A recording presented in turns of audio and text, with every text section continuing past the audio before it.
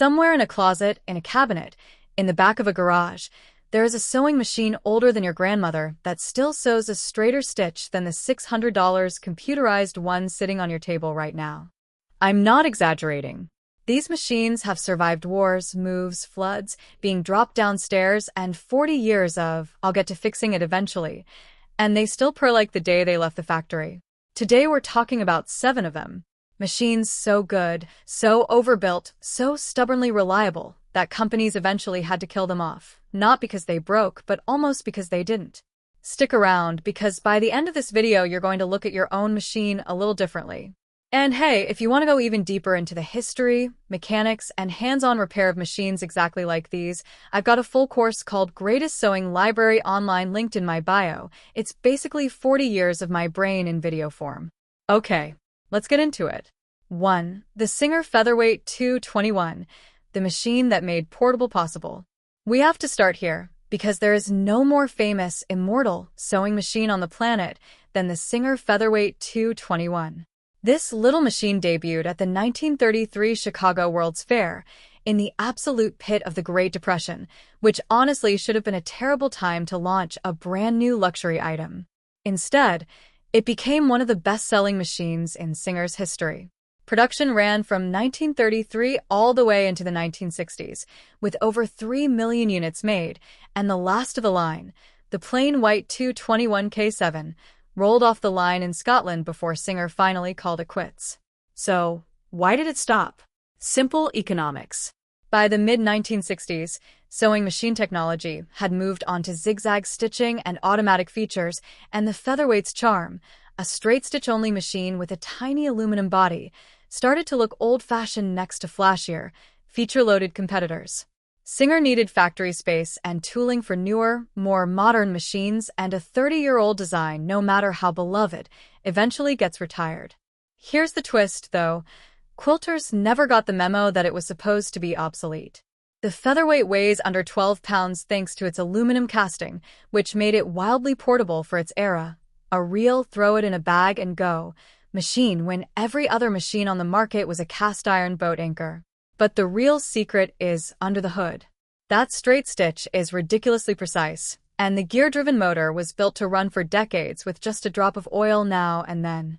Today, a clean, working Featherweight in its original case regularly sells for $400 to over $1,000 on the vintage market, and quilters actively hunt them down as a second machine specifically for piecing, because nothing beats that stitch quality for accuracy.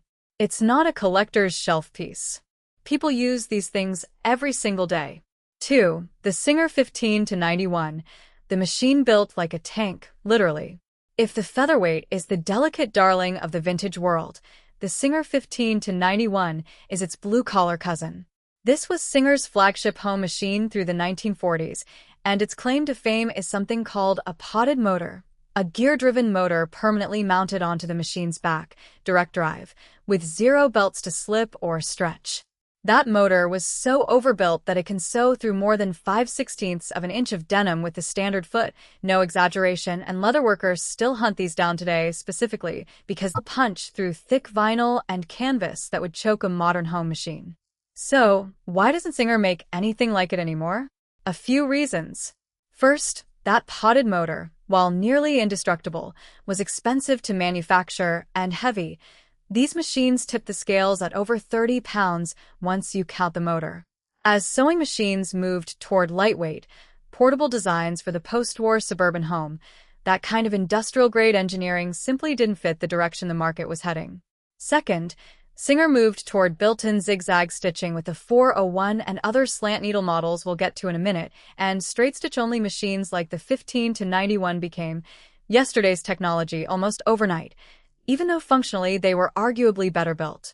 The going rate for a fully working 15-91 today sits anywhere from $150 to a bit over $200 depending on cabinet condition, and sewing shops that specialize in vintage repair will tell you the same thing over and over. These motors rarely die of natural causes. When one does fail, it's usually decades of dust and dried grease, not the actual copper windings giving out. People are still rewiring these potted motors themselves at home with $15 kits because the core hardware just refuses to quit. 3. The Bernina 830 record, Swiss precision that ruined everyone for life. Now we go upscale. The Bernina 830 record came out in 1971 and became, without much argument, the machine that built Bernina's entire cult following. This thing has an all-metal frame, metal gears throughout, a genuinely powerful motor, and something called an oscillating CB hook system, a hook that swings back and forth on a metal race rather than spinning continuously, which produces a stitch quality that longtime sewists describe as simply different from anything modern. Cleaner, tighter, more consistent. Bernina made the 830 for 11 years, then replaced it with the nearly identical 930 record in 1981, essentially admitting they'd nailed the formula and didn't want to mess with it. So, why not just keep making it forever? Because the sewing machine world was entering the computerized age. Consumers increasingly wanted built-in embroidery, digital stitch selection, and automatic everything, and an all-mechanical machine, no matter how well engineered, couldn't compete on the feature list, even if it could outsew the competition on raw stitch quality.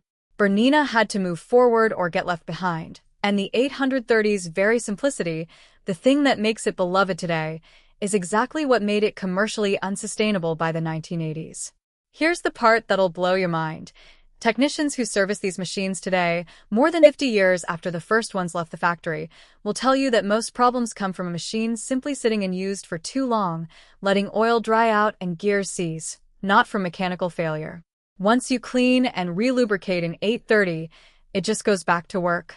A well-preserved example sells for around $600 to $800 on the used market right now, and dedicated Bernina dealers still stock service parts for them, because demand never dried up. One owner mechanic put it perfectly. When people bring these machines in, they don't tell them to trade up, they tell them to keep it and pass it down. 4. The Pfaff 130, Germany's coffee grinder, that sews leather for fun. The Pfaff 130 first appeared in 1932, and it was already ahead of its time, an early adopter of the zigzag stitch, back when most home machines could only sew straight. It earned the nickname the coffee grinder from the distinctive sound its embroidery attachment made while running, and it earned a reputation as a semi-industrial machine because, frankly, it behaves like one. Nearly every internal part is metal. The rotating hook was a step up from the older oscillating designs still common at the time, and the whole machine was engineered to punch through heavy fabric and leather without breaking a sweat. Pfaff kept the 130 in production for close to 2 decades, into the 1950s, but eventually phased it out as materials and manufacturing shifted. Post-war Pfaff started introducing lighter aluminum-bodied machines aimed at a broader, more budget-conscious consumer market, and the sheer amount of metal and hand-fitted precision that went into a 130 made it expensive to keep building at scale once cheaper alternatives could satisfy most home sewists. It wasn't that the 130 got worse, it's that the market shifted toward good enough and affordable instead of over-engineered and built for a lifetime. And that over-engineering is exactly why it survives. A functional Pfaff 130 today typically sells for $200 to $400, more if it comes in its original cabinet, and leatherworkers and bag makers specifically seek these out because that all-metal drivetrain has the torque to push a needle through layers that would stall a modern plastic-geared machine. Restoration on a 130 is mostly cleaning and oiling, not part replacement, because there's so little in there that actually wears out. 5. The Necchi Supernova, the Italian machine Sofia Loren sold to the world. Let's talk about the most glamorous machine on this list. In 1954, the Italian company Necchi released the Supernova, and it wasn't just a sewing machine, it was a design statement. It won Italy's prestigious Compasso d'Oro Award for Industrial Design, and it was famously endorsed by actress Sophia Loren, which turned what could have been a niche appliance into a genuine status symbol for post-war households. Under that gorgeous cream-colored shell, the Supernova was fully automatic, used interchangeable drop-in cams for decorative stitching, and offered features, like adjustable feed dogs for embroidery work, that wouldn't become standard on other brands for years. So, why did Necchi eventually move away from the Supernova line? Complexity and cost mostly. These machines used intricate internal transformers and mechanical stitch selection systems that were genuinely advanced for the 1950s, but that sophistication came at a price. both to manufacture and to maintain. As electronics and later computerization took over the industry, and as cheaper Japanese-made machines flooded the global market in the 1960s and 70s, Necchi's hand-built, transformer-heavy supernovas became harder to justify at scale. A famous weak point, the internal transformer, is also the thing that tends to need attention on surviving units today. But when that's fixed, owners report the machine runs like new for decades more. Collectors prize the Supernova specifically because so few well-preserved examples with their original cases and full accessory sets survive. A complete set in good condition can fetch $500 or more today. And here's the thing people keep saying in the sewing community, decade after decade. Necchi was doing automatic backtacking, zigzag, and needle threading years before other manufacturers even attempted it. The Supernova wasn't just beautiful. It was legitimately ahead of its era. 6. The Kenmore 158 series, Sears' secret weapon built by a legend. Here's one that surprises people. Sears never actually manufactured its own sewing machines. Instead, it contracted with established manufacturers and sold the machines under the Kenmore name. The 158 series, produced through the 1960s and 70s, came out of Japanese and Taiwanese factories and became known for one thing above all else: an all-metal body wrapped in that unmistakable retrofuturistic 1950s and 60s design, with a pull-up upper tension assembly that even total beginners could figure out in minutes. Sears eventually shifted its sewing machine line toward the 385 series, manufactured by Janome. That's pronounced Janome, in case you've never heard it out loud. Starting around 1965, and the older 158 line was gradually phased out as Sears modernized its offerings and leaned into more feature-rich, lighter-bodied machines through the 70s and 80s. It's the same story we've heard again and again on this list. The market wanted more stitches, more automation, and lighter machines, and an all-metal workhorse from a previous design generation eventually gets pushed off the shelf, no matter how well it performs. But sewists never stopped loving them. A Kenmore 158 in good condition still sells in the $100 to $500 range, depending on the specific model, and owners routinely report machines from the 1960s and 70s that are still running strong after decades of regular use, with nothing more than basic maintenance. Sears itself was absorbed into Janome's orbit years later after its bankruptcy, which is a little poetic. The manufacturer that helped build Kenmore's reputation ended up being the one left holding the brand. 7. The Singer 401A Slant-O-Matic, nicknamed the Mercedes-Benz for a reason. We're closing with a machine that earned a nickname most appliances would kill for. Sewists call the Singer 401A the Mercedes-Benz of vintage sewing machines, and once you understand what's inside it, you get why. Released in the 1950s, the 401A tilted its entire needle mechanism at an angle toward the Sewist, hence Slant-O-Matic, for better visibility while sewing, and it packed a built-in cam stack that let it produce a wide range of decorative and zigzag stitches without needing separate attachments. It was 100% gear-driven, with essentially no belts to slip, and Singer itself called it, at the time, the finest zigzag machine they'd ever built.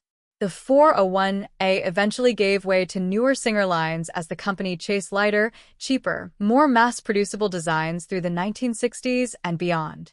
That internal cam stack, brilliant as it was, required precision machining and careful assembly that got more expensive to justify once consumers started favoring lower-cost machines with simpler mechanisms, or later electronic stitch selection that didn't need a single moving cam at all.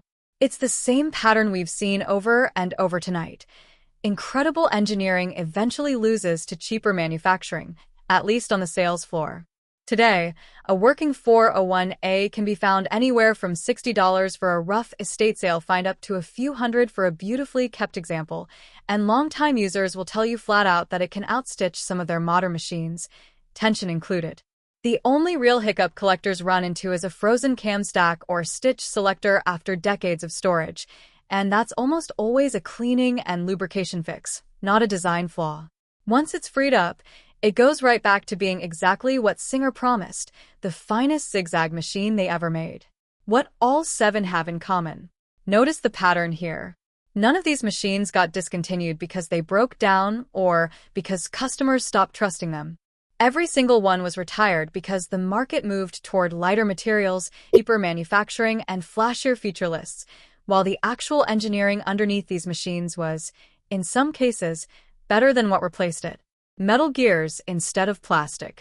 Direct drive motors instead of belts that stretch and slip. Fewer computerized parts that can fail with age. That's not nostalgia talking, that's just physics and manufacturing economics. If you're a sewist who's ever sewn on one of these, or if you've got one of these 7 machines hiding in a closet or a cabinet right now, I want to hear about it in the comments below. Tell me the model and how long it's been in your family. I read every single one. And if today's deep dive into vintage machine history got you curious about learning more of this stuff, hands-on, repair, restoration, identification, the whole world of it, check out Greatest Sewing Library online. Linked right there in my bio. If this video helped you appreciate the machine sitting in your own sewing room a little more, do me a favor and hit that like button, subscribe if you're new here, and I'll see you in the next one. Until then, keep those needles moving.